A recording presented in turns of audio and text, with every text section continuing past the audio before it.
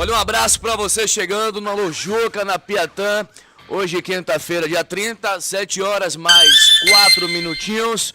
Eu já quero você participando com o Juca, hein? 719-9663-9430 para você mandar sua mensagem, para você mandar sua denúncia, para você mandar sua bronca. 719-9663-9430. E hoje, o nosso convidado, ACM Neto.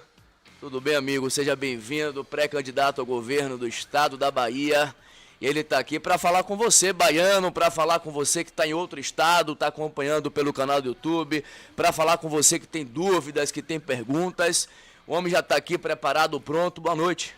Boa noite, meu irmão. Boa noite a todos os amigos que nos escutam nesse momento através da Piatã FM. Alegria estar aqui para poder bater esse papo contigo e, é claro, na expectativa que seja um bom bate-papo, uma entrevista para aquecer o feriado. Afinal de contas, amanhã, dia do trabalhador. Aproveito já para deixar aqui minha homenagem a todas as trabalhadoras e trabalhadores da Bahia, né? Vocês sustentam, seguram o nosso estado.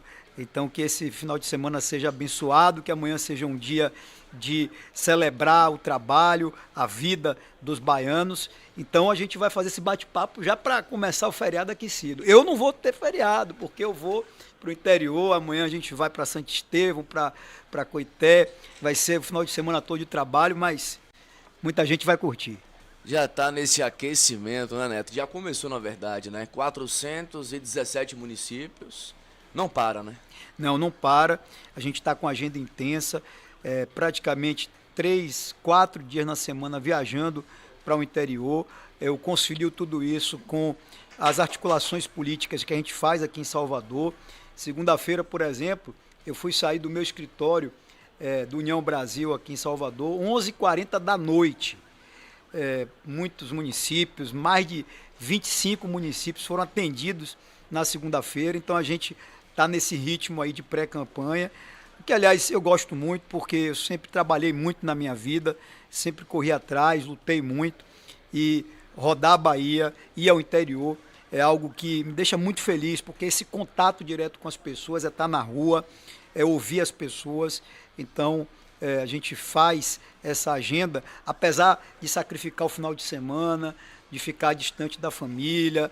Às vezes o coração aperta, porque eu tenho um filhote de menos de 2 anos em casa, então às vezes eu só consigo ver ele no primeiro horário da manhã, né? Às vezes no final de semana, quando a gente está viajando, nem vejo, mas tem um propósito maior e a gente está nessa luta. Que bacana. Já quero você também falando com o Juca, falando com o Neto, 719-9663-9430. Você pode mandar sua mensagem, pode mandar sua pergunta. Rasta já está aí, já tem muita gente, né, Rasta, para falar com a ACM Neto. Ô, Neto, você acha que o povo da Bahia cansou desse governo? O que é que você acha? Cansou de 20 anos do partido no estado da Bahia? Pois Jerônimo e o seu grupo, eles tiveram muito tempo. As pessoas tiveram muita paciência. E eu acho que os dois se esgotaram. Não é só o fato de estarem há 20 anos. E aqui para nós, às vezes 20 anos é muito tempo até para um bom governo. Imagine para um governo ruim. Mas o ponto central é o governo de Jerônimo Rodrigues. Eu não estou aqui para falar da pessoa, eu não faço política atacando o adversário, eu não faço política falando da pessoa física, né? A gente tem que ter algum respeito. Mas eu estou aqui para falar da situação da Bahia, dos problemas da Bahia, da realidade do povo baiano. Realidade essa que ficou, infelizmente, muito mais dura com o governo de Jerônimo Rodrigues. As pessoas vivem com medo em função da violência. As pessoas, principalmente quem mora no interior, vive a aflição da fila da regulação, a espera da fila da regulação na saúde pública. As pessoas estão apertadas, o bolso está apertado, o fim do mês está chegando muito cedo, está cada vez mais difícil para pagar as contas, para fazer o supermercado, para fazer a feira. Então, é sobre isso que eu quero falar, é sobre a vida das pessoas. O que eu pretendo, ao longo desses próximos meses, é fazer um debate muito aberto com os baianos, para que a gente entenda qual é a realidade do nosso Estado hoje. O que é que Jerônimo prometeu há 4 anos atrás como candidato que foi eleito governador? O que é que aconteceu nesse período dele de governo? E, sobretudo, quais são as oportunidades que nós estamos perdendo? Porque eu olho para o futuro e, honestamente, eu sonho com a Bahia muito mais forte. Nós temos um Estado, que é um Estado grande, é um Estado forte, mas tem um governo fraco. É um Estado que tem hoje um governador fraco. Não estou falando da pessoa, repito, mas em relação às entregas, ao resultado e a como está a vida das pessoas. Então esse vai ser o debate e eu acho que sim, chegou o momento de encerrar esse ciclo. Existe um cansaço das pessoas e ao lado desse cansaço um desejo de mudança. Acho que a palavra-chave que predomina, e você pode ver todas as pesquisas, as mais diferentes, mostram que mais de 70% dos baianos querem mudança. Querem algo novo, querem algo diferente, querem algo a mais. E é em torno disso que a gente vai debater a Bahia do presente e do futuro até o dia 4 de outubro. Olha, tem muita gente acompanhando você aqui, viu? Muita gente mandando mensagem, né? Fazendo perguntas. Um assunto que eu gosto muito, você sabe, é segurança pública. É um assunto que eu vivo praticamente 24 horas, né? Há anos e anos. E o nosso Estado tem um problema grave, são as facções que invadiram, tomaram conta, né? São várias e várias facções. Fizeram um levantamento recente, são mais de 20 facções na Bahia, né? Em todo o estado, extremo sul, por exemplo, está pegando fogo. Neto governador, que Rui Costa disse aqui recentemente que você só sabe falar, que você não apresenta nenhum tipo de projeto para segurança. Qual a sua atitude? Longo prazo, médio prazo, curto prazo?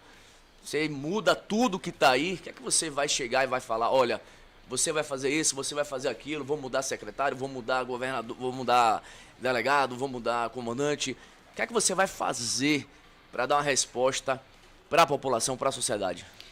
Bom, Marcelo, eu tenho certeza que para a gente mudar a situação da segurança pública na Bahia, a primeira medida depende do povo baiano, porque a grande solução é mudar o governador.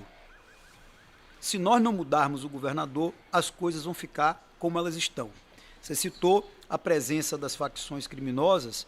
A Bahia é o estado do Brasil que tem o maior número de facções criminosas. A Bahia é o primeiro lugar em homicídios desse país. E já morreram, em 4 anos, mais de 23 mil baianos vítimas de assassinato. Quando a gente olha os números das guerras, a gente vai ver a guerra da Rússia com a Ucrânia. Nesse mesmo tempo, morreu menos gente do que foi assassinado na Bahia. Sim. E tudo isso é o dia a dia das pessoas. Por quê? É a mãe que vê o filho sair de casa e não sabe se ele volta, porque muitos são vítimas de bala perdida. É o comerciante que é obrigado a fechar a porta do seu comércio. São famílias que estão, como outro dia aconteceu em Piauí, no meio de uma praça pública e de repente começa um tiroteio.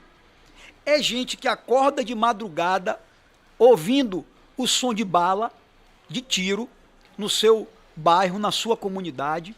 Essa noite foi no Rio Sena. No Rio Sena. E você sabe que acontece todos os dias. Sim. Em Salvador. Por quê? Porque o nosso território, e não é só em Salvador, é Salvador e interior. O território ele foi tomado pelas organizações criminosas. Antigamente, para a gente ver o que as facções faziam, era preciso ligar a televisão e acompanhar notícias do Rio, de São Paulo, de outros estados do Brasil. Hoje não precisa isso, porque está acontecendo debaixo dos nossos olhos. Bom, para não ficar apenas na constatação do problema, que não é uma constatação só minha, isso está sendo a dinâmica da vida das pessoas. Isso está sendo o dia a dia dos baianos. Aí você vai dizer, poxa, e tem solução? E qual é o caminho?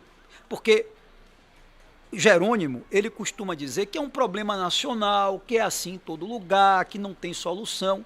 Não é verdade. Tem solução, tem caminho. Eu, inclusive, agora, na segunda-feira, eu vou passar o dia inteiro em Goiás, ao lado do ex-governador Ronaldo Caiado, para ter uma visita técnica à sua equipe que revolucionou a segurança pública do estado de Goiás. Aí você vai dizer, Neto, quais são as principais ações? Vamos lá. Primeiro e mais importante de todas elas. É claro que depois do povo escolher um novo governador, sim, aí o governador tem que assumir a responsabilidade. E eu quero dizer, Marcelo, o seguinte, eu vou ter uma equipe, eu vou ter um grande secretário de Segurança Pública, escolhido tecnicamente. Eu não vou permitir que a Secretaria de Administração Penitenciária, como hoje, tá certo? Tem ali a negociação político-partidária, vai ser técnico, tudo técnico. A primeira coisa é chamar a polícia. Sem a polícia, a gente não vira esse jogo. Então, eu tenho que chamar a polícia, eu tenho que incentivar o policial, a gente tem que remunerar bem os policiais, dar condição de trabalho ao policial. Às vezes, infelizmente, o policial baiano tem menos condição do que o bandido faccionado. Às vezes o bandido está mais bem armado do que a polícia. A polícia tem que ter condição de trabalho. O policial tem que ter suporte para a sua família, suporte psicossocial, apoio às famílias dos policiais. Porque não é fácil. Não é fácil. Imagine o que é que sofre a família sabendo que o policial está indo trabalhar e não sabendo se ele volta para casa.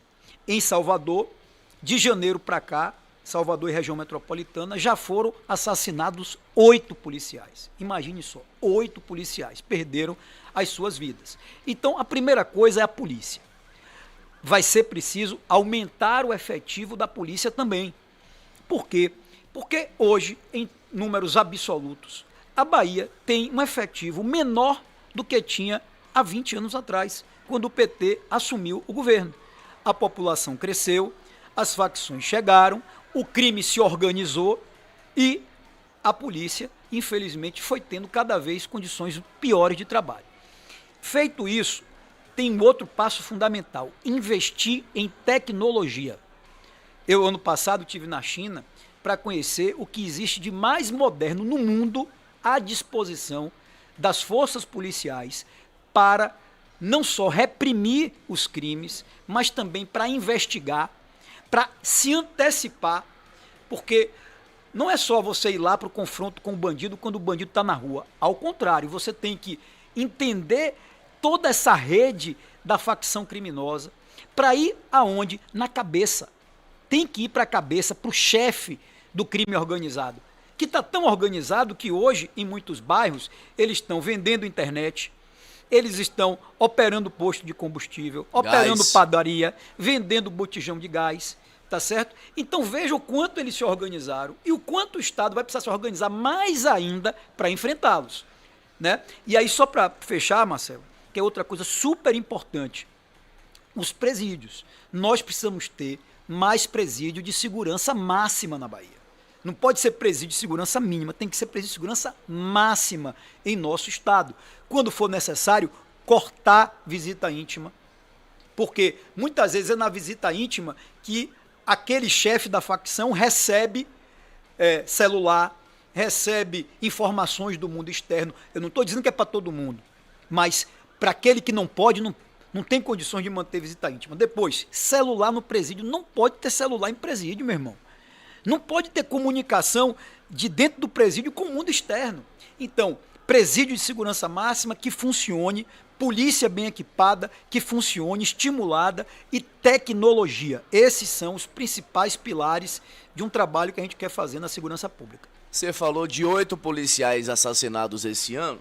No mês de abril foram 13 baleados, Salvador, região metropolitana, incluindo civis e militares. 13 policiais baleados e 2 mortos no mês de abril, né?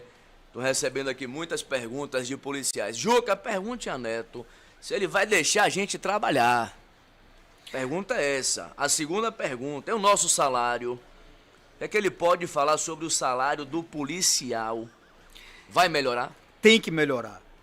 Se não melhorar o salário, não vai melhorar o trabalho do policial, não tem jeito. E esse trabalho de puxar o policial para perto passa por tratar do salário, passa por aumentar o salário do policial. Essa foi a receita do Estado de Goiás. Cado um dia me disse, a gente fez aqui um evento ano passado de segurança pública, e ele me disse, Neto, no começo não tinha dinheiro para contratar novos policiais, para fazer concurso público, isso lá em Goiás. O que é que ele fez? Chamou o policial para perto e aumentou o salário. Então, a gente tem que aumentar o efetivo? Tem. Mas antes de aumentar o efetivo, tem que aumentar o salário do policial. Tem que dar condição ao policial de trabalhar. Comigo, o policial vai ter condição de trabalhar. Claro que a gente vai trabalhar essa área psicossocial do policial para que haja sempre cuidado na operação, que haja inteligência na operação e que haja efetividade nas operações. Mas o policial vai ter condição de trabalhar e vai ser remunerado para isso. A política vai interferir na polícia? Zero. Zero? Você garante Zero. isso à Bahia? 100%. Zero. Meu irmão, é o seguinte, tem algumas áreas que elas são sagradas. Eu sou um cara da política. Sim. Eu nasci na política, eu cresci na política. Mas eu tenho um exemplo na minha vida para dar, que foram os meus 8 anos como prefeito de Salvador. Se eu não tivesse na prefeitura montado uma grande equipe, feito um time de primeira, eu não teria conseguido mudar a cidade como eu mudei. Porque eu sou um só. Eu não posso fazer tudo. A gente tem como conviver com a política, tem como ter quadros políticos em algumas áreas do governo, mas tem áreas que vão ser completamente blindadas, preservadas. Neto, dê exemplo. Depois eu volto para a segurança. Educação, saúde, finanças, turismo e cultura, agricultura, indústria e comércio. Ou seja, tudo que tem a ver com a vida direta das pessoas vai estar blindado. Nós vamos escolher os melhores. E o primeiro e mais importante vai ser exatamente toda a estrutura da segurança pública em nosso estado. Não vai ter interferência política, não vai ter político trabalhando na área de segurança pública. Nós vamos buscar os melhores, na Bahia e fora. Porque eu não tenho problema de buscar exemplos de fora que estão dando certo. Eu tive essa semana, terça-feira, em São Paulo, com o secretário de Educação de São Paulo, que tinha sido secretário de Educação do Paraná, para quê? Para conhecer os melhores projetos de educação que hoje estão sendo implementados no Brasil. Então, meu irmão, a gente tem ideias próprias? Tem. Mas nós vamos buscar o que está dando certo no Brasil. Então, a segurança dá certo em Goiás, nós vamos atrás do modelo de Goiás. A saúde funciona bem em São Paulo, nós vamos atrás desse modelo de São Paulo. E quero dizer que essa inspiração, ela não vai ser só em governos do meu campo político. Eu vou dar aqui exemplos. Na educação, tem coisas acontecendo com sucesso no estado do Piauí, que é governado pelo PT, que está dando certo lá. Então, por que não trazer para cá? Esse vai ser o nosso propósito. Olha, tem mensagem chegando, tem muita gente aqui para falar com você. Vamos até que horas hoje? 9, 10 horas? E aí? Neto tá pronto aqui, pode ficar até, né? Meia-noite? Pô. Neto, tem uma turma acompanhando você aqui. Marcelo Valadares, Bruno Velame, Humberto Neto, Maurício Leiro, Mala da Federação, Sorriso do Calabá, Sóstenes Macedo já me mandou mensagem, tá ali acompanhando. Tem muita gente bacana aqui acompanhando a entrevista. Muita pergunta, hein, Shark? Muita gente participando aqui no nosso WhatsApp, 719-9663-9430. Muita mensagem de áudio, Marcelo. Larga o doce aí, vamos lá. Vamos lá. WhatsApp do ouvinte.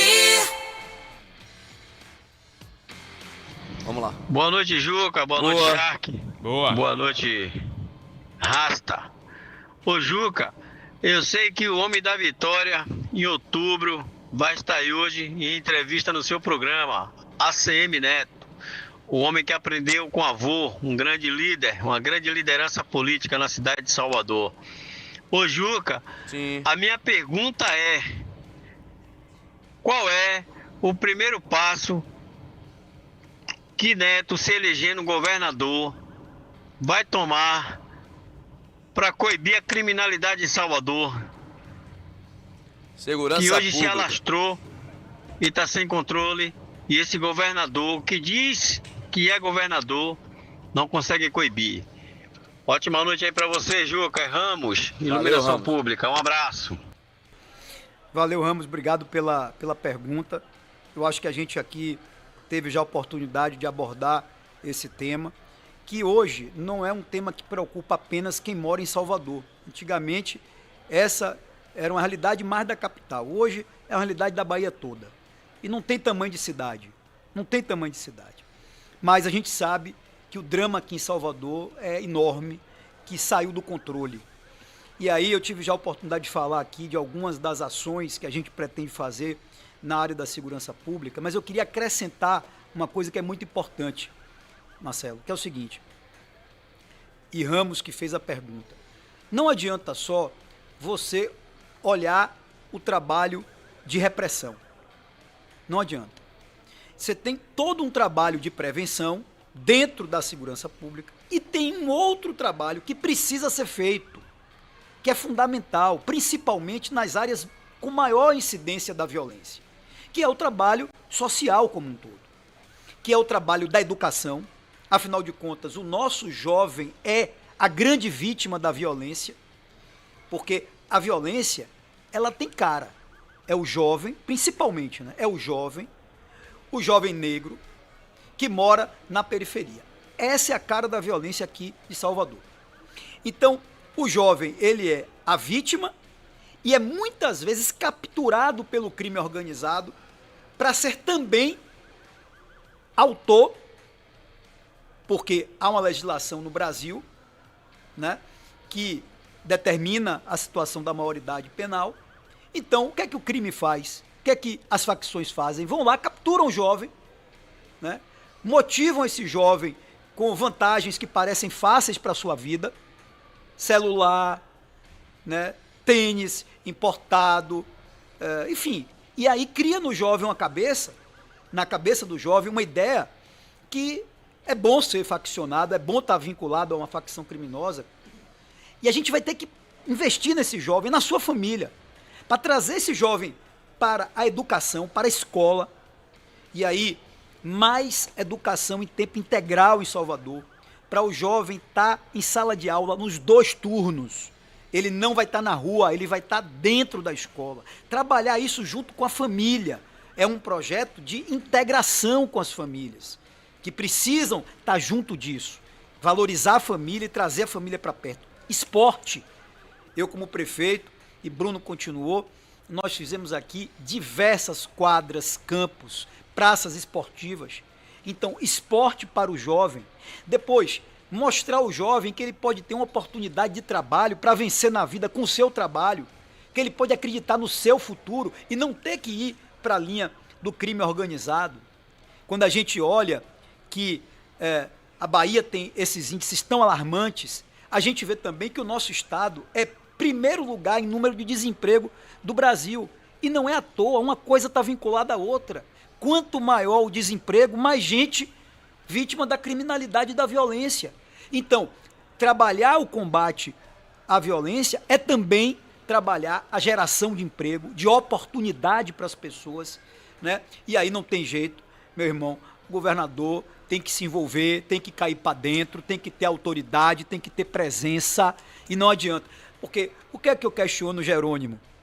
É que ele não tem a humildade de colocar o pé no chão e dizer, olha, o problema é sério. Não, ele vai para o discurso, vai para a propaganda, como se tivesse tudo bem, como se a gente vivesse no mundo perfeito, e a gente não vive. Você vai ter disposição de estar junto com a polícia no terreno, acompanhando, fiscalizando a tropa, fiscalizando, tá precisando de quê?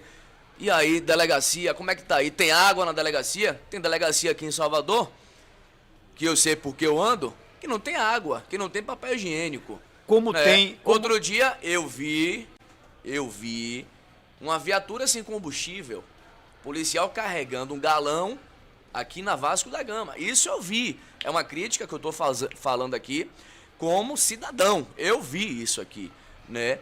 Se você vai ter peito, disposição. A outra pergunta, você foi muito feliz, né? Porque você falou dessa questão social. Uma pergunta minha. O traficante de hoje, que tem 20 anos, há 10, 12 anos, era uma criança. Por que ele entrou nessa vida? O que é que você pode fazer para evitar que a criança de hoje, de 8, 9, 10 anos, entre na vida do crime daqui 5, 6, 7, 8 anos? Vamos lá, primeira coisa, em relação ao meu envolvimento pessoal, vai ser assim, ó. Se eu tiver a oportunidade de ser governador, se Deus permitir, o povo votar em mim, toda segunda-feira, a primeira agenda da segunda-feira, a primeira agenda do dia vai ser, a primeira agenda da segunda-feira vai ser para tratar dos números, do que aconteceu, avaliar as medidas que deram certo, ajustar o planejamento para aquela semana e ligar para comandante de polícia, ligar para policial que esteve envolvido em operação que deu certo, para estimular, para reconhecer o trabalho dele, né? Chamar essas pessoas e ir para a rua. Não tem jeito. Você não resolve o problema se você não for para a rua. Eu fiz isso como prefeito de Salvador. Eu estava todo dia praticamente em um diferente bairro da cidade. Acompanhando. Sabe aquela história que o boi só engorda no olho do dono? Sim. O governo só dá certo com o governador presente. Agora, não é como Jerônimo faz, ele fica viajando para cá, para lá, mas ele não tem entrega, ele não trabalha, ele não se envolve na solução. E é por isso que fica sem solução. Está aí o problema, sem solução. Eu vou me envolver na solução, não vou delegar. Vai ter secretário de segurança? Vai. Mas como governador, eu vou me envolver para diretamente buscar a solução e participar dela. O jovem, eu volto a dizer, é hoje a grande vítima da violência na Bahia. Seja porque é a vítima que está morrendo, seja porque é a vítima que está se perdendo. É o que você falou. Há 10 anos atrás, tinha 10 anos de idade, e o pior hoje, está pior do que há 10 anos atrás, isso tem tudo a ver com o governo de Jerônimo Rodrigues, é o seguinte, Marcelo, você vai para o jovem, antigamente, muito jovem, você perguntava assim, qual é o seu sonho? Você ia numa comunidade, qual é o seu sonho? Aí ele dizia, eu quero ser jogador de futebol, quero ser médico, quero ser professor, quero ser pedreiro com meu pai, enfim, quero ter meu comérciozinho.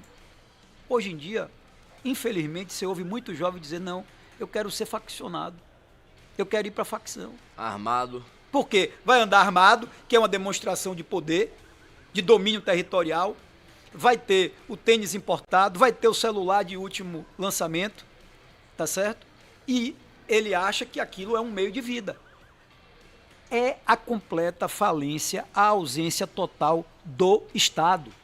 E aí não adianta, gente, olha, eu fico vendo a turma que governa hoje a Bahia, principalmente Jerônimo, falando de obras e tal. Não é obra, é vida. Não adianta. Não adianta. Então, para mudar a realidade, o governador vai ter que priorizar a segurança pública. Vai ter que botar dinheiro do Estado, não tem jeito. Porque se não botar dinheiro, não aumenta salário de policial, se não botar dinheiro, não constrói presídio, não bota viatura para rodar, porque vai faltar o combustível. No interior, mais da metade das cidades não tem delegacia, não tem delegado. No interior, se não fossem os prefeitos, que ajudam ainda a manter a segurança pública em alguns lugares, nem um mínimo aconteceria. Então, tudo isso passa por prioridade e por postura do governador. A gente está falando de segurança pública. Juca, o pau tá comendo agora em frente à Feira de São Joaquim.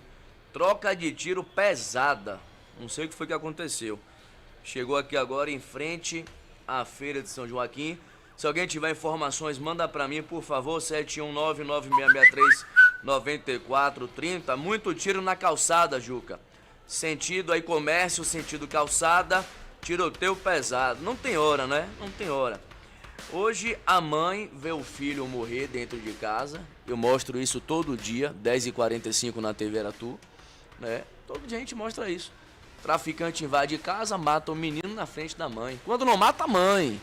Quando não mata a mãe.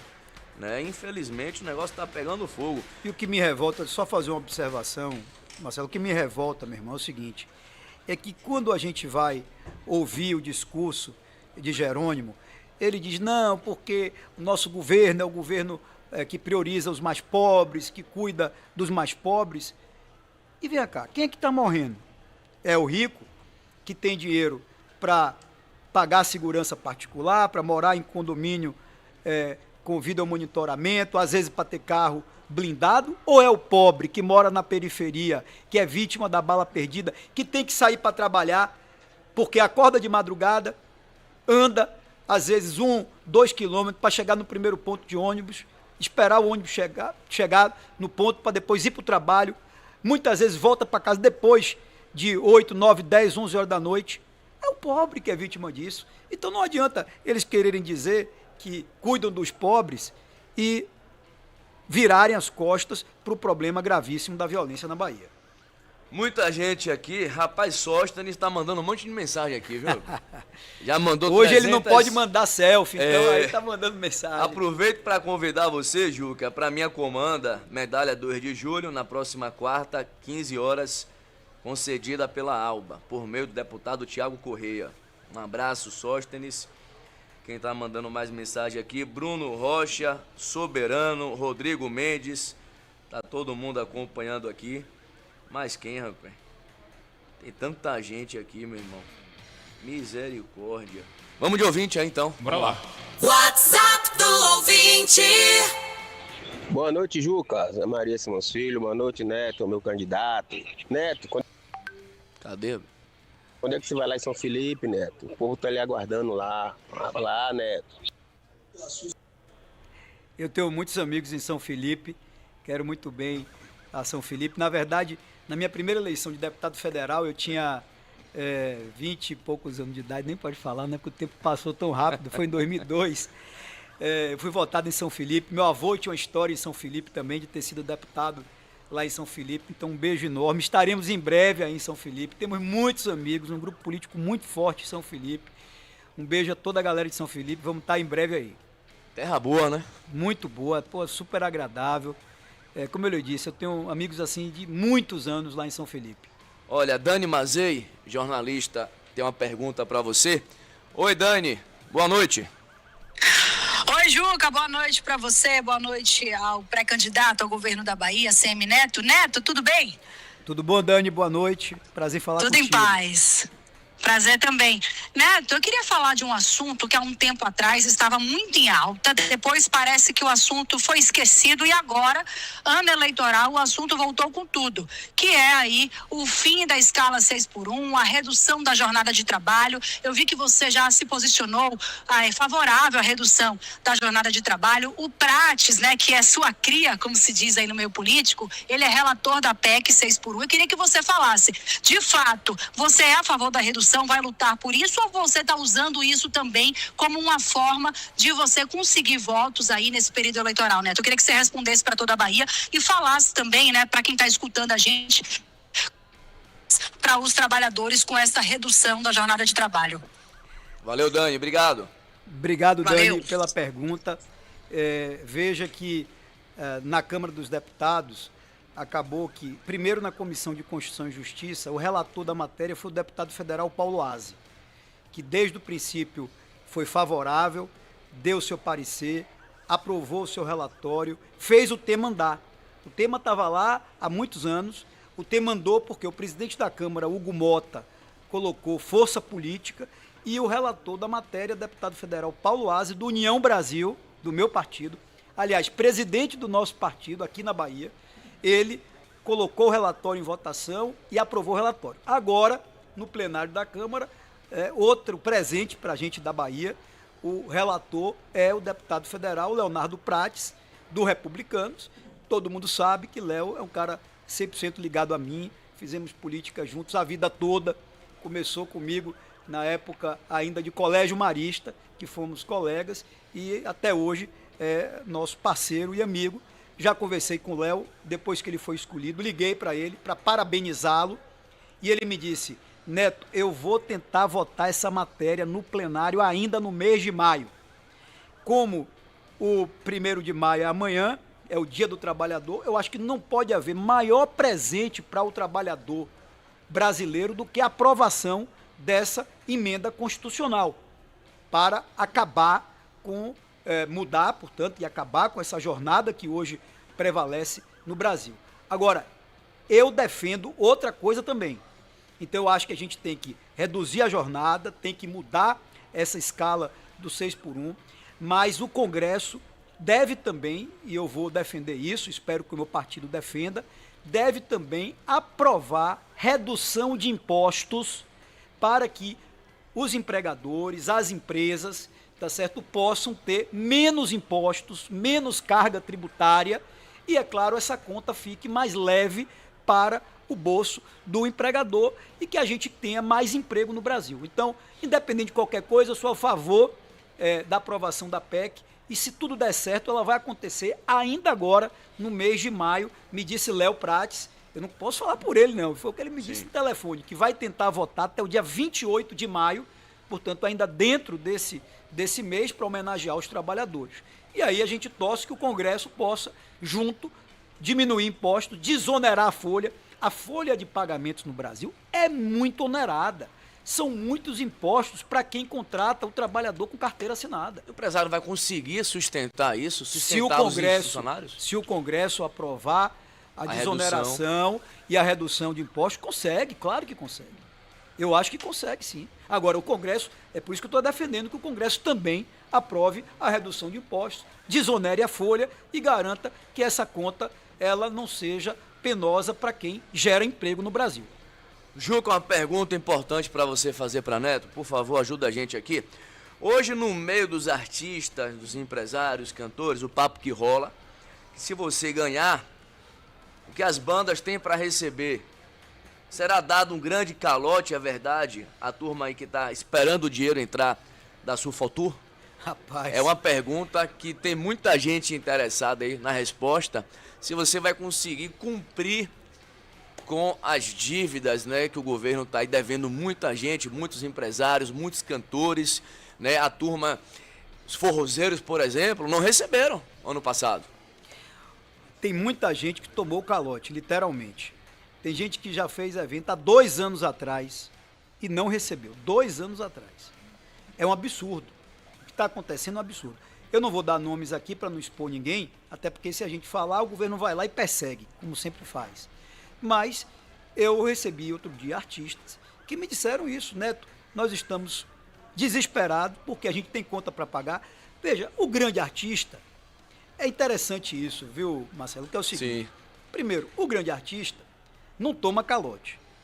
Não toma, porque o governo fica com medo do grande artista abrir a boca, ir para a imprensa, usar a sua rede social, o seu Instagram para reclamar e protestar. Tocou, pagou. Tocou, pagou. Normalmente, quem toma o calote é o artista médio pequeno, que fica 2 anos sem receber. Quero dizer aqui uma coisa muito clara. Eu fui prefeito de Salvador. Quando eu assumi a prefeitura, a cidade estava quebrada.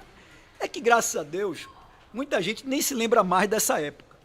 Isso foi há 13 anos atrás, quase 14 anos atrás. A cidade estava quebrada. Não tinha dinheiro para tapar buraco, para tirar lixo da rua, para mudar o poste a luz do poste. Estava um caos. Nós tiramos Salvador do caos. Eu não dei calote a ninguém. Nós fomos, primeiro, conhecemos as dívidas que foram herdadas, definimos um plano de pagamento e tudo foi pago. Para mim não existe calote, tá certo? E o que o governo contratou e que o serviço foi prestado, tem que ter prestado o serviço. Prestou o serviço, tem que pagar. E aí uma coisa que eu me orgulho é o seguinte, na minha gestão como prefeito, não havia hipótese de eu iniciar uma obra, de eu contratar um serviço, de eu fazer um evento, sem já ter o dinheiro todo separado para pagar 100% do que ia custar, do que ia ser a despesa. Para mim isso funciona igual a casa da gente. Se a gente não organiza a conta, a gente vai entrar no cheque especial, a gente vai entrar no limite do cartão de crédito. Agiota. Vai ter que buscar agiota, tá certo? Então, tem que organizar as contas. Eu vou trabalhar com as contas do Estado organizada e vamos honrar todos os compromissos. Muita gente no canal do YouTube também, muita gente aqui acompanhando. Juca, pergunte a Neto sobre a ponte Salvador-Itaparica. no governo dele vai sair do papel. Jerônimo foi para a China, disse que teve a reunião com o chinês lá e que a ponte agora sai. Rui Costa disse aqui, semana retrasada, né, que ele teve aqui, disse que a ponte começa a ser construída em maio.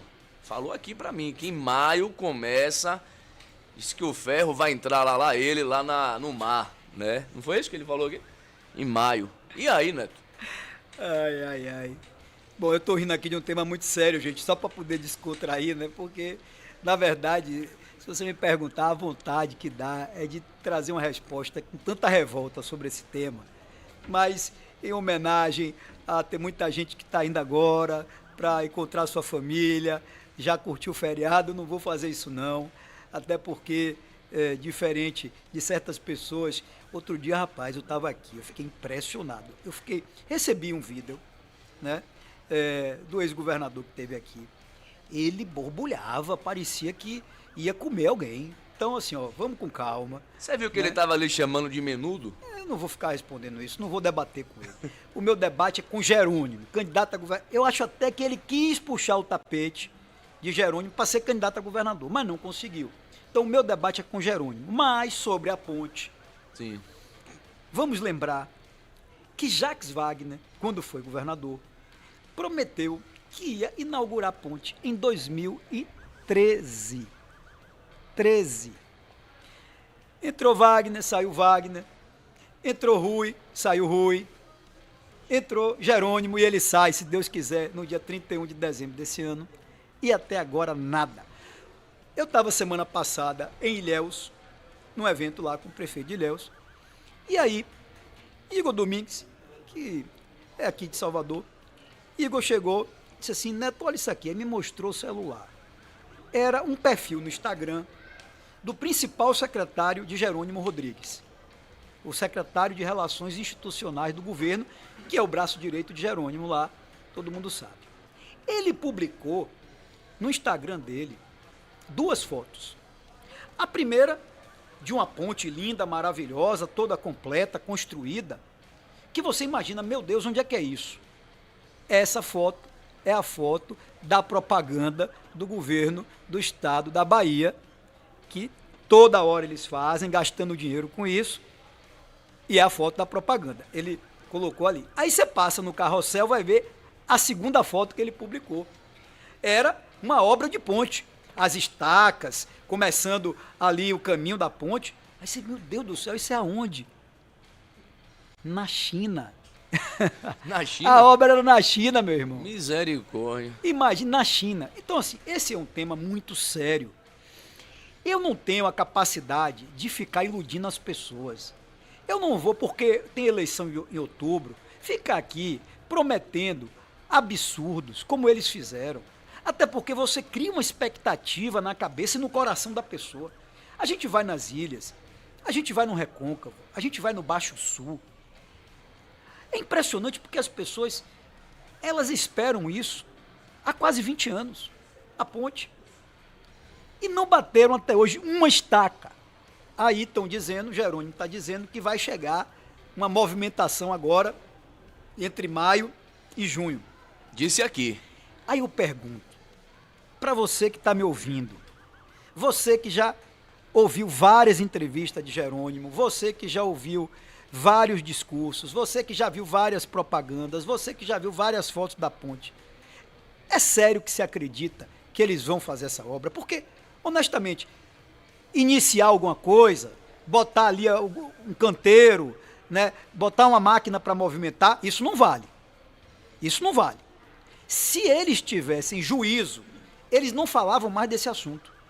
Esperavam acontecer. Eu gosto de dar sempre meu exemplo. Em 2016, eu era candidato à reeleição, prefeito candidato à reeleição. Aí desabou o antigo centro de convenções, que até hoje está lá, na boca do rio, daquele jeito. Tá certo? Desabou o antigo centro de convenções. Aí o meu pessoal se juntou, Neto, prometa que você vai fazer um centro de convenções. Aí eu chamei, eu digo, meu irmão, vem cá, você tem o projeto? Ah, não tenho. Você sabe quanto custa? Ah, não sei. Você sabe onde vai ser feito? Também não sei. Eu digo, então, peraí, não vou prometer. Me reelegi, certo?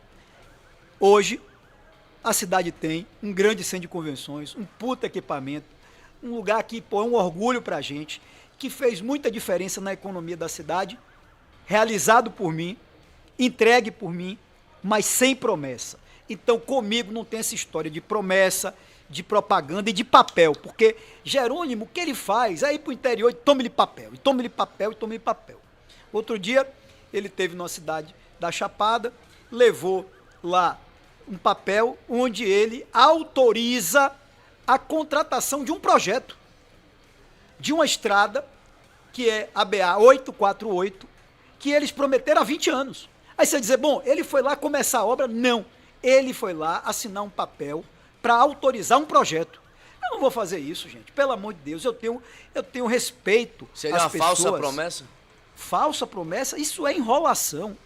É enganação. Então, eu não duvido que eles tentem mobilizar aí um canteiro de obra para dizer, começou.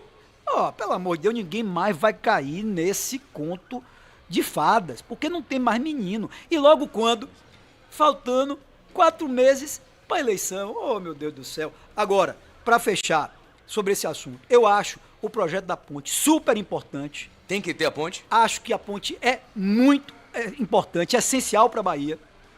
Eu, se tiver a oportunidade de ser governador, eu quero tirar esse projeto do papel, eu quero construir essa obra, mas não vou prometer, é amanhã, é depois. Não, eu vou pegar, vou sentar, vou chamar os chineses, que são do consórcio, que ganharam a obra, vou rever todo o cronograma, vou exigir prazo, dia para começar, dia para entregar a primeira etapa, a segunda etapa, até entregar a obra completa e garantindo como é que a conta vai ser paga. Porque até hoje ninguém sabe. Essa obra no começo era 3, depois 4, hoje está em 14 bilhões de reais. Bilhões de reais. E ninguém sabe como é que o governo do estado vai pagar a conta. De onde vai surgir esse dinheiro, né? Exatamente. Ô Shark, bota o povo aí, tem muita gente aqui com pergunta. Vamos lá. Oi, Juca, boa tarde. Gostaria de fazer uma pergunta para Neto. Qual a proposta dele de governo para os profissionais de enfermagem? Que, se eu não me engano, somos 200 mil profissionais na Bahia, né? E a atual gestão do Corém Bahia nada faz pela gente, infelizmente, né? Só sabe cobrar anuidade, punir e perseguir os profissionais de enfermagem. Responde aí, Neto. Qual é a sua proposta de governo? A maior força de trabalho no SUS, que somos nós, profissionais de enfermagem. É verdade, ela tem toda a razão quando ela fala da importância da enfermagem para o sistema de saúde. E é interessante porque quando você fala em saúde, às vezes a pessoa pensa só no médico. E não é isso. É muito mais do que isso. E a enfermagem tem, uma função essencial para que as coisas funcionem. E o nosso propósito é valorizar os profissionais que trabalham no Estado, na área de saúde, os profissionais da enfermagem. E aí eu quero até aproveitar para pegar o gancho da pergunta dela para falar um pouquinho desse outro drama vivido pela Bahia, que é a saúde pública. Fila da regulação. E se você não tiver os profissionais do seu lado, é a mesma coisa da segurança. Se você não tiver o policial, não funciona. Se você não tiver os profissionais de saúde, incluindo todo o grupo que trabalha com a enfermagem em todo esse estado, você não muda a realidade. E aí, quando a gente fala da saúde pública, há 4 anos atrás, Jerônimo, ele prometeu zerar a fila da regulação. Ele disse, eu vou zerar a fila da regulação. Tem o vídeo, já mostrei esse vídeo algumas vezes e tal. O que é que a gente vê hoje na Bahia? Principalmente no interior, principalmente nas pequenas e médias cidades. É o drama principal de quem vive no interior. É hoje o problema da saúde pública. Olha, é impressionante, eu recebo na minha rede social, todo dia, dezenas de apelos. Pedidos. Eu fico com o coração apertado, porque a gente não tem, infelizmente, como ajudar, não estou no governo, sou oposição, mas pedido, Neto, pelo amor de Deus, ajude a fazer uma ressonância, ajude a fazer uma endoscopia, ajude a fazer um exame de coração.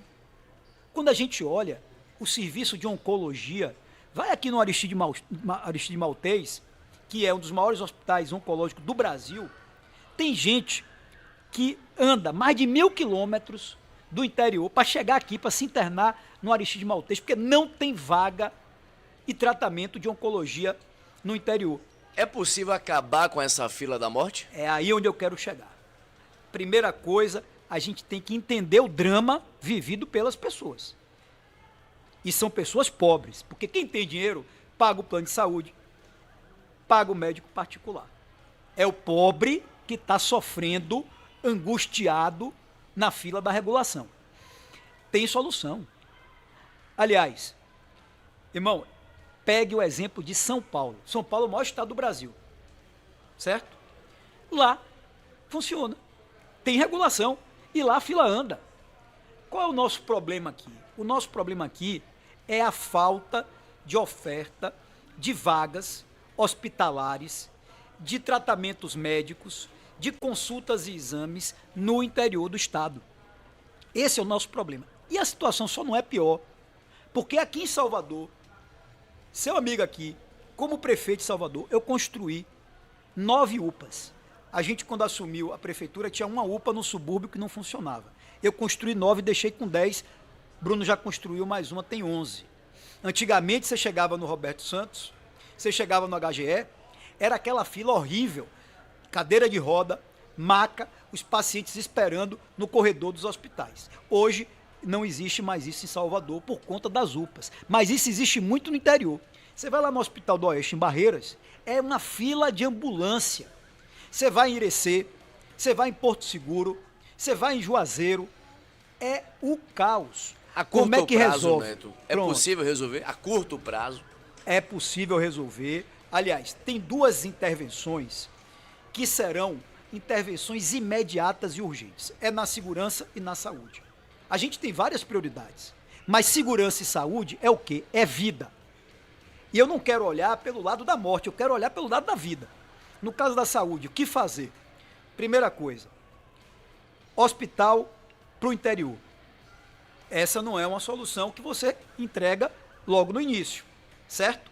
Mas, a médio prazo, construção de novos hospitais regionais para suprir a deficiência de regiões que não têm leito hospitalar. A curto prazo, e aí sim, você já vai de imediato. O que você vai fazer a curto prazo? Pegar as prefeituras que têm hospitais já funcionando e transformar aquele hospital num hospital microrregional. Hoje não existe. Hoje tem os hospitais regionais e tem o hospital municipal. Eu quero fazer hospitais microrregionais. O que é isso? Eu vou chamar o prefeito, meu irmão, vamos aqui, vamos trabalhar junto. Ó, eu vou ajudar a reformar e ampliar o hospital, eu vou ajudar a comprar equipamento, eu vou ajudar a contratar pessoal e eu vou ajudar a pagar a conta. O governo vai entrar no problema.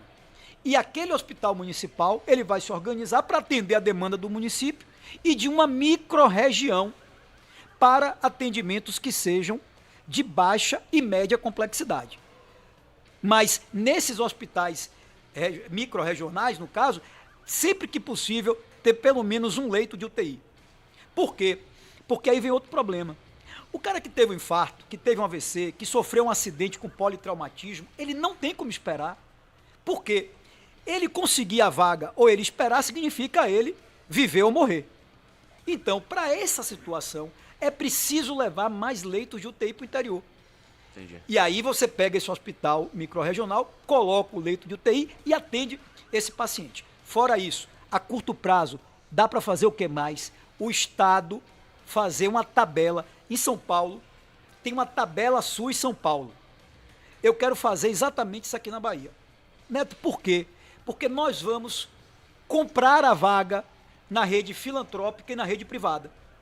Então, tem muitos lugares com clínicas particulares que ficam ociosas à noite e nós vamos fazer o corujão para atender à noite. Então, aquela clínica que está ociosa, eu vou pagar a clínica, eu vou pagar o profissional e vou comprar a consulta, vou comprar o exame e vou dar para o pobre, que não pode pagar.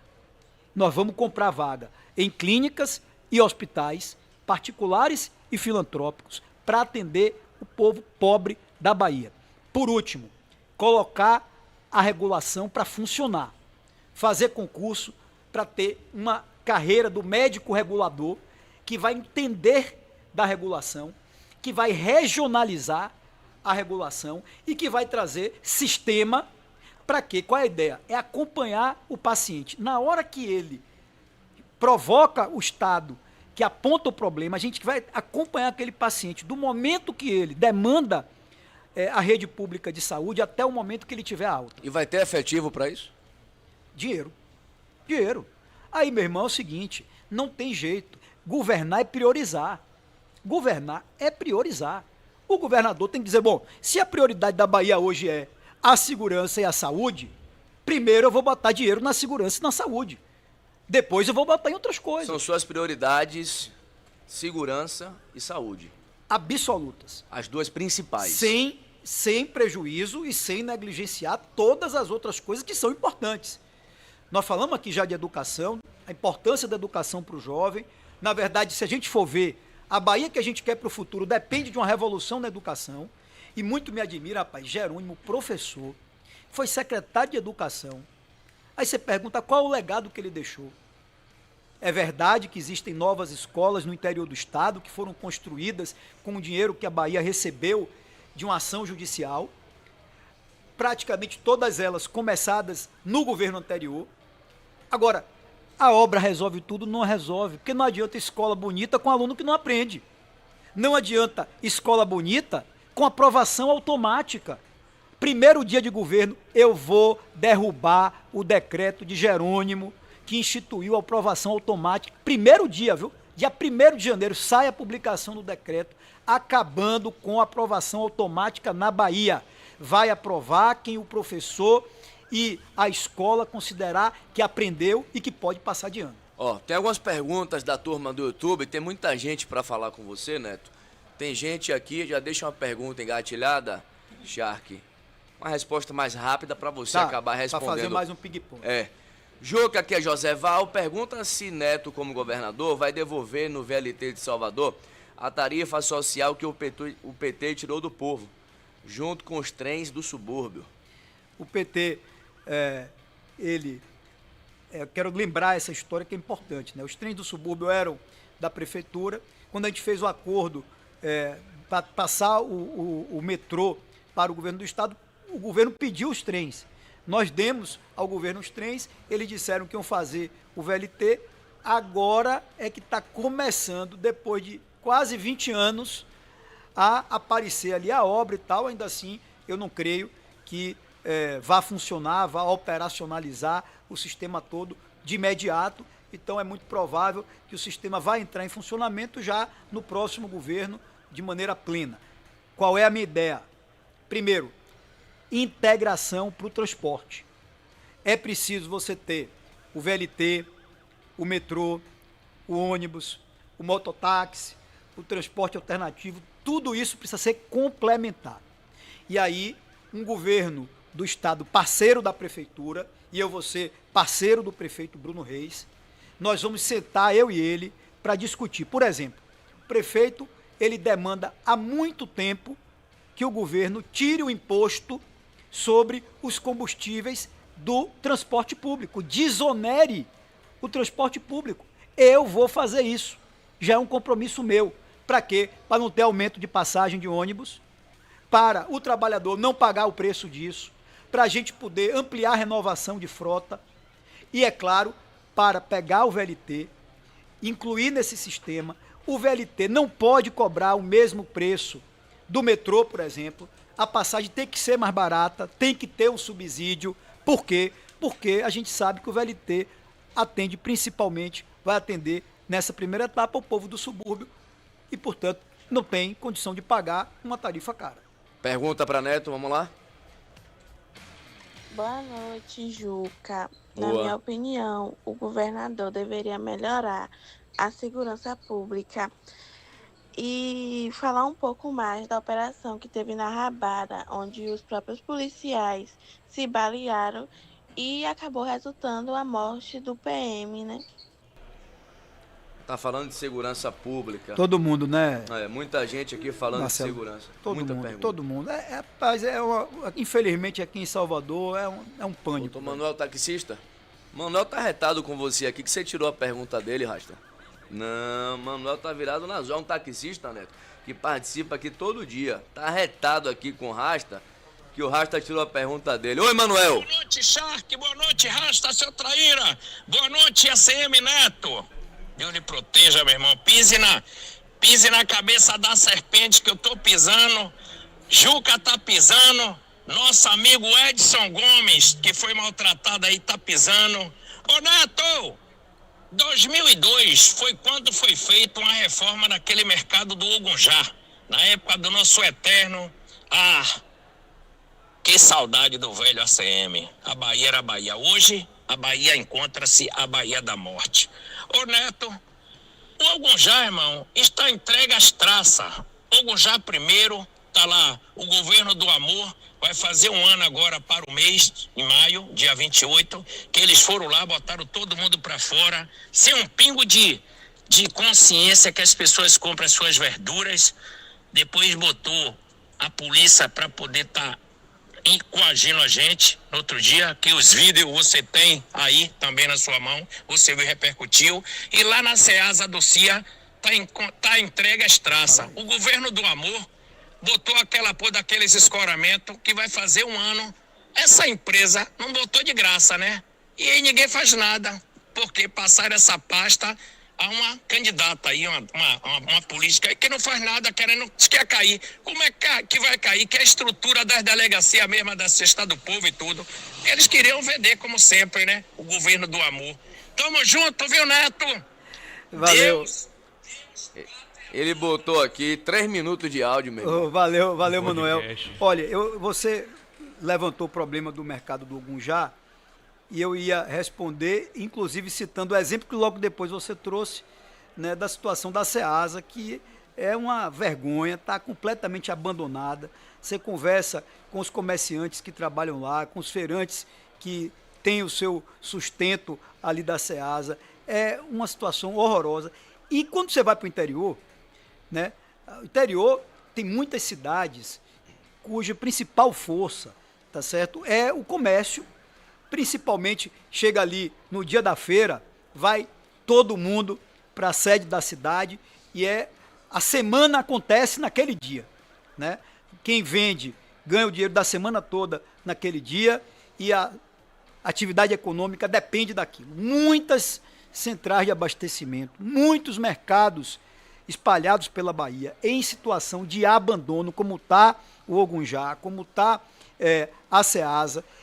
É simples, nós vamos enfrentar o problema, como eu fiz como prefeito de Salvador, recuperando os mercados que a cidade tinha, as feiras, tá certo? Vamos enfrentar o problema, recuperar esses equipamentos e enxergar esses equipamentos como ali o ambiente do ganha-pão, o ambiente da pessoa tirar o seu sustento e, portanto, não é perfumaria, não é para obra, não, é necessário para o emprego e para a movimentação econômica. Olha, perguntas aqui, Neto, de donos de fazendas que foram invadidas por indígenas na Bahia, extremo sul da Bahia, a turma do agro. Tem muita gente preocupada. A pergunta é, Juca, indígenas da tribo Pataxó invadiram minha fazenda, Juca, no mês de fevereiro. Funcionários foram expulsos, agredidos. O que é que Neto pode ajudar a gente aqui no extremo sul? A turma que está acompanhando aqui, né, ao vivo, extremo sul da Bahia. O que você pode falar para o pessoal do agro que teve a terra invadida? Primeiro, defendo totalmente o direito à propriedade, né? A pessoa tem a sua propriedade, tem o direito de usar a sua propriedade. Muitas propriedades produtivas na Bahia são invadidas. Há, inclusive, decisões judiciais que muitas vezes não são cumpridas pelo Estado. O Estado esquece a decisão judicial e deixa o produtor. E não é, porque assim, muita gente pensa, é o grande fazendeiro, é o grande produtor. Não, é o pequeno produtor, tá certo? Que de repente vê a sua terra invadida, vê a sua produção saqueada e vê o seu dinheiro suado simplesmente ser usurpado. O que é que acontece? E é importante a gente destacar isso. Eu tenho absoluto respeito pelos povos originários, eu tenho absoluto respeito, tá certo, por toda a comunidade indígena. Agora, a verdade é que quando você vai em algumas regiões da Bahia, está havendo uma utilização de falsos defensores da comunidade indígena por bandidos. O crime organizado chegou. É impressionante, chegou junto. Como é que você resolve isso? Com segurança no campo. Aliás, nós vamos criar, dentro da Secretaria de Segurança, uma coordenação que vai cuidar especificamente da questão da segurança no campo. Nós vamos assegurar que as propriedades sejam preservadas. Tudo, na medida do possível, vai ser feito com diálogo, não é de maneira alguma usando a força, mas com autoridade. E a gente vai deixar claro, veja só, isso é uma questão de exemplo. Quando o Estado chega, a invasão indevida ela acaba. Ela acaba, e é o que nós vamos fazer. Olha, não tolera invasão. A gente vai ter que encerrar. Tem pergunta, eu tenho um repertório aqui para ficar até meia-noite. Mas tem um pronunciamento aqui do presidente Lula agora. Que horas é, Jaque? 8h30. 8h30, é? Isso. Rede Nacional. Isso. Então tá. Todos os veículos de comunicação. Todos. 8h30 tem um pronunciamento de Lula. Só mais uma pergunta para encerrar. Queria agradecer sua presença, viu, Neto? E boa sorte na caminhada. O detalhe é o seguinte, a pergunta. Independente de quem seja o presidente, você vai governar com qualquer um? Meu irmão, eu fui prefeito 8 anos. Primeiro, Dilma Rousseff era presidente do Brasil. Quem? Dilma. Dilma? Você lembra de Dilma? Quando eu assumi era Dilma. Era Dilma. 2013. Janeiro de 2013. Dilma era presidente. Depois foi Michel Temer e, por último, Jair Bolsonaro. Então, eu peguei 3 diferentes presidentes no Brasil como prefeito de Salvador. Qual você teve mais ajuda como prefeito? Na época? Dos Temer. 3? Temer. Temer. Temer. Lhe ajudou Temer mais? Foi quem me ajudou mais, porque na época havia a questão do hospital municipal, certo? E a gente conseguiu, com o governo Temer, credenciar o hospital municipal, e uma parte dos recursos para o custeio do hospital municipal foi do governo federal na época do governo de Temer. Mas tive uma relação boa com Dilma, com Temer e com Bolsonaro. Dialoguei com Dilma, com Temer e com Bolsonaro. Olha, eu fui pessoalmente a Dilma pelo menos umas 3 vezes. Lhe recebeu? Me recebeu. Logo depois que eu fui eleito prefeito, eu fui a ela. Eu era oposição a ela, era deputado federal, um dos mais aguerridos, e fui a ela. Fui a Temer, fui ao presidente Bolsonaro, inclusive na época da pandemia, para pedir recursos para Salvador, e fui atendido. Então, irmão, é o seguinte, eu sei como é o caminho das coisas. Eu, graças a Deus, acumulei experiência política na minha vida.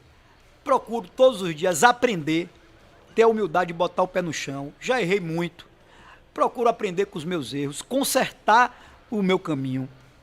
E nós, claro, é natural que cada um tenha a sua preferência, mas eu terei a capacidade de governar a Bahia, de dialogar e de construir pontes com o governo federal. Vou buscar institucionalmente, vou tratar, vou levar os projetos. E eu vou dizer uma coisa, o governo lá em cima respeita bom gestor, respeita quem tem liderança e respaldo político. Foi por isso que eu fui respeitado durante 8 anos como prefeito. E eu quero fazer isso caso tenha a oportunidade de ser governador. Um abraço, viu, Neto? Obrigado pela presença. 8 horas mais 12 minutos. Lembrando que amanhã é feriado, mas eu estou 10h45 ao vivo na TV Aratu, né? 10h45 em ponto. Neto, obrigado. Bom, eu queria, ao me despedir, dizer que foi uma alegria participar desse bate-papo. Dizer a você, Marcelo, Juca, não sei às vezes como é que eu lhe chamo, mas eu pessoalmente lhe chamo de Marcelo, por isso que eu chamei assim na entrevista. Fique tranquilo. Mas, cara, gosto muito do seu trabalho. Obrigado. Parabéns pela sua coragem. Obrigado. Né? Você acorda de madrugada, vai para o meio dos becos, se mete para fazer cobertura. Parabéns, realmente você presta um serviço importantíssimo à Bahia, sobretudo nessa parte da violência, mostrando a realidade das coisas. Obrigado a Piatã FM pela oportunidade de ter estado aqui. Um abraço, meu irmão, meu amigo Miau, e ao deputado Sandro Regis, que me acompanhou hoje aqui. Duda tá lhe mandando um abraço, Duda Sanches. Um beijo a Duda, um beijo enorme para ele, a toda a galera, os amigos que acompanharam o dia de hoje, que todas as famílias, principalmente os trabalhadores, tenham um feriado muito abençoado, iluminado, e vamos seguir juntos, se Deus quiser, para mudar a Bahia no dia 4 de outubro. Tem um rapaz querendo falar com você, tô na estrada, ó, com a senha. Como é seu nome? Aqui é Gilbert. Gilbert. Ele pega, a galera dele, Bal também, que eu não estou vendo aqui hoje, eles vão para todo lugar. Outro dia eu estava em Caldeirão Grande, eles estavam lá. Eu estava em Ilhéus, eles vão para todo quanto é canto, eu estou na estrada com a CM Neto. Valeu, gente, um beijo, obrigado. Até amanhã. Atacarejo, o menor preço da Bahia. E Gujão, frango fresquinho, mais carne, mais sabor e mais segurança. Gujão, a marca que você confia. E a hora certa. Não confunda. Na sua Piatã, 8h16. Mega dia, Atacarejo. Cebola, banana, 1 kg, 3,78. Acém ou peito com osso, quilo, 22,80. Filé de frango sadia, 1 kg, 18,45. Coxa e sobrecoxa de frango mole 1 kg, 7,99. Óleo de soja lisa, 900 ml, 6,78. Açúcar cristal Bela, 1 kg, 2,75. Café da Mari, 250 gramas, 10,79. Arroz Ceté ou Curadi, 1 kg, 3,28. Papel higiênico Caprice, leve 12, pague 11, 8,79. Micro-ondas Mondial, 21 litros, 12 vezes de 39,92. Atacarejo.